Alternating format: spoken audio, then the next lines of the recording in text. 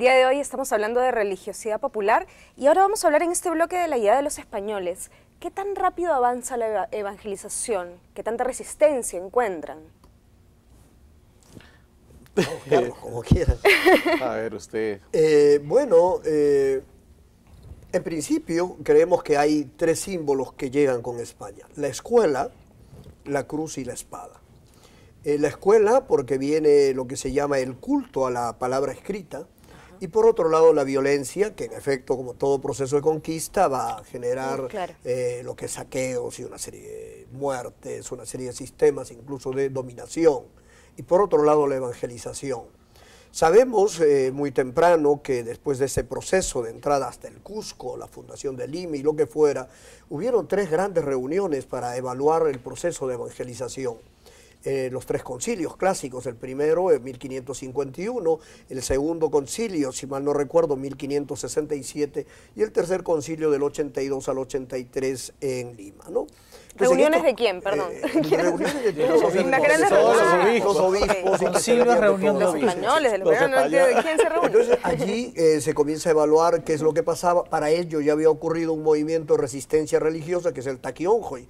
En 1565, en la zona de Ayacucho, un dirigente, un hombre, Juan Chogne, que se dice tenía el rostro pintado de rojo, se hacía acompañar de dos mujeres a las que le llamaban María, y andaba de pueblo en pueblo convocando a los pobladores, danzaban y decían que con ello se impregnaba del poder de las huacas y regresaba al pasado, y se debía de destruir las cruces y los adoratorios.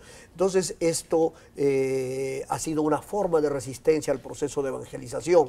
Pero lo cierto es que en estos tres concilios se han tomado medidas muy fuertes, como por ejemplo prohibir el luto. En el caso del primer concilio, el luto en el prehispánico consistía en arañarse incluso el rostro y depilarse las cejas y tirarlo por los aires, o enterrar en las cuevas o en los macháis, como se decía, y se decía que hay que hacer los cementerios o enterrar a los principales en las iglesias. Entonces estos procesos en efecto ha generado en un primer momento un shock, diríamos. Sin embargo, hay una nueva corriente que reivindica al padre José de Acosta. El padre José de Acosta, en su famoso trabajo, tú como historiador, Juan Luis, conoces que en su procuranda considera que más bien los indios de aquí no eran tan idólatras como los de los chinos, dice, incluso hace unos tres tipos de distinción de indios, hablando de los sumerios, hablando de los griegos y de los egipcios, y entonces le da el poder de la duda a los naturales de aquí y les dice, estos no están ganados por el demonio, y entonces más bien son resultado de lo maligno, por tanto no deben ser tratados de una forma extrema, y entonces hay que evangelizarlos. Esa es una corriente dentro del mismo movimiento religioso que viene, ¿no? Y a Acosta pues le debemos el catecismo, que fue impreso en Lima, en la primera imprenta que hubo en Sudamérica, donde ahora está la Biblioteca Nacional. Ahí estaba el Antonio Ricardo. Antonio Ricardo, pero, ¿no? José Carlos, italiano.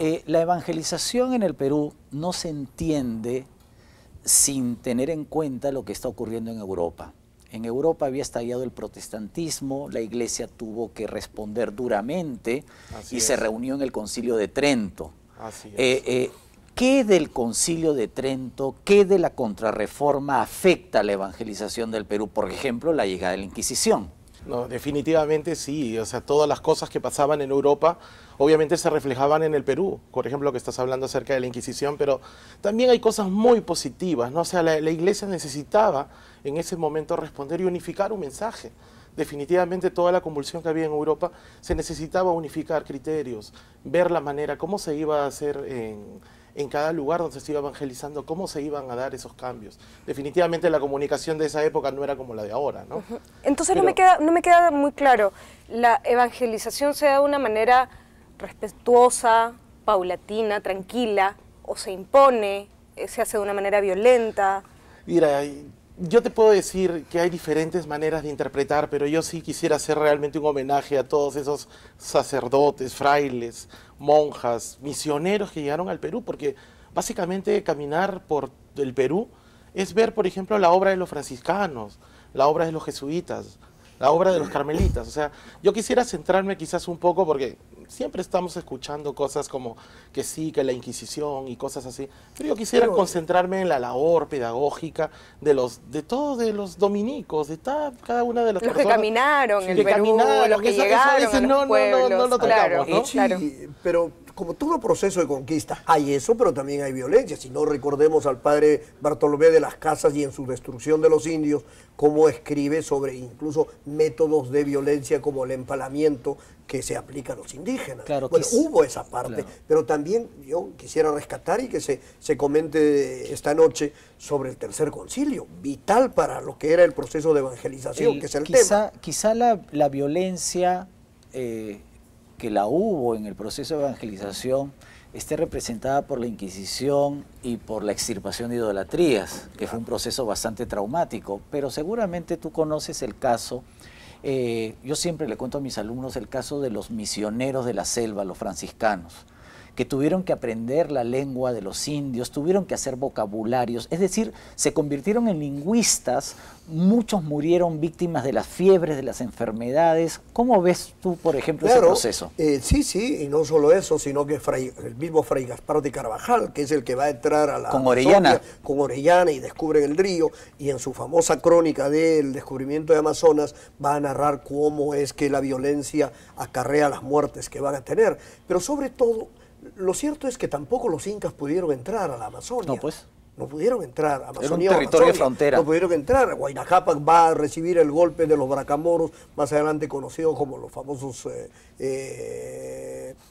nativos del norte, ¿no? Entonces, el asunto es que lo cierto es que el proceso de evangelización también tarda, y son las dos grandes órdenes religiosas, los franciscanos, que tiene como cabeza de entrada Ocopa para la selva central, y la de Maynas, que es de los jesuitas, Claro. que van a entrar. Y hay que tener en básicamente cuenta, a la selva, ¿no? en cuenta que nos están viendo a nivel nacional que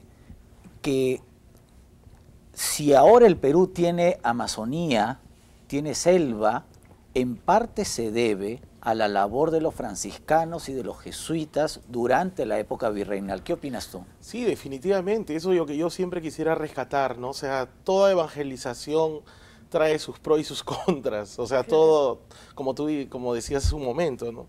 Pero definitivamente la labor que se ha hecho en el Perú, en la época, por ejemplo, todas las grandes construcciones que tenemos, y todas las mismas universidades, o sea, la Iglesia también ha dado unos grandes aportes a la cultura del Perú, ¿no? Y el desarrollo del Perú. Entonces, yo creo que todo no es Todo blanco o negro, sino no existiera el gris, ¿no? Porque además la Inquisición no se aplica a los indios, claro, Era no los solo españoles. a los españoles. Claro, Mateo Salado será una de las víctimas. Claro, del hay cual que tener en hablaremos cuenta algún que momento. estadísticamente en casi 3 siglos, o sea, hubo 30 y pico quemados, ¿no? Además hay que entender la época, no hay que mirar la historia con los ojos, con los De prejuicios ahora. del presente, sino hay Exacto. que entender el momento. Pero lo que yo un poco a veces me da un poco veo a veces con tristeza de que cuando se está hablando, por ejemplo, de la Iglesia, muchas veces se machaca la Inquisición, ¿no? Que la Inquisición no era para los, como decías hace un momento, no era para los indígenas, era para las personas que en cierta manera se iban desviando de la doctrina de esa época, y eran otras épocas. Además claro, hay ¿no? que ver la arista del arte, mucha producción artística que ahora contemplamos Las escuelas, y que las la escuelas la asumimos pequeñas. como patrimonio cultural es por la cultura religiosa. Y los jesuitas en Juli, en Pomata, cuando están allí, en las iglesias eran centros en los que llaman a los indígenas, que combinan los cantos o los jarauis o los lamentos indígenas con cantos cristianos. Está el Por supuesto. Apuyaya Jesucristo, que es una Claro. hermosa composición Preciosa, ¿no? indigenizada, ¿no? Y el Pero Apus, bueno, ¿no?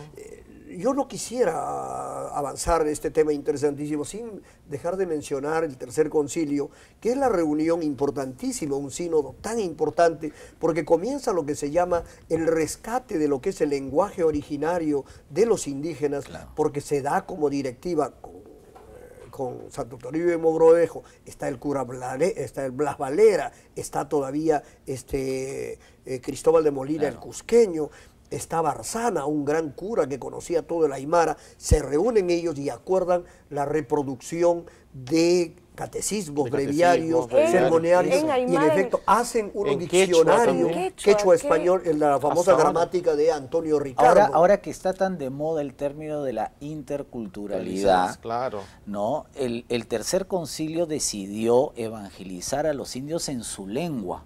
Por Así es. supuesto. Es una Eso estrategia supuso- mucho más inteligente, digamos. Y además Así es. una de las resoluciones de ese concilio decía que el cura que va a ir a una determinada doctrina debiera de saber el idioma de los naturales. Bien. Y era Asunto una- de avanzada. Era una para ese reivindicación, ¿no? Era una reivindicación, ¿no? Reivindicar al... Ni siquiera ahora se da Sí. eso, ¿no? Ahora hay zonas que hablan quechua y que la escuela es en español, o sea, eso es mucho más natural e inteligente, ¿no? Así es, se estuvo buscando reivindicar la cultura andina, ¿no? Inclusive hasta, como decía la obra musical también en la misa en quechua, se habla, por ejemplo, del Apu Taitaicucu y Apayahuaycu, y el Apu también obviamente era el espíritu, el cerro, qué sé yo. Se han involucrado, se han integrado muchas tradiciones, por decirlo nativas, y eso es lo que llamamos todo este fenómeno de sincretismo, que es realmente por decir, no es el divorcio, sino es la mistura, la mezcla de culturas. El matrimonio. Y eso enriquece realmente nuestra cultura. Y por eso nuestro país está saliendo adelante y es en todo, Claro. mistura en todo, ¿no? En Claro. comida, en idioma, en cultura, en religiosidad. Y con en esa todo. idea tan linda, nos vamos a un pequeño corte comercial y ya regresamos.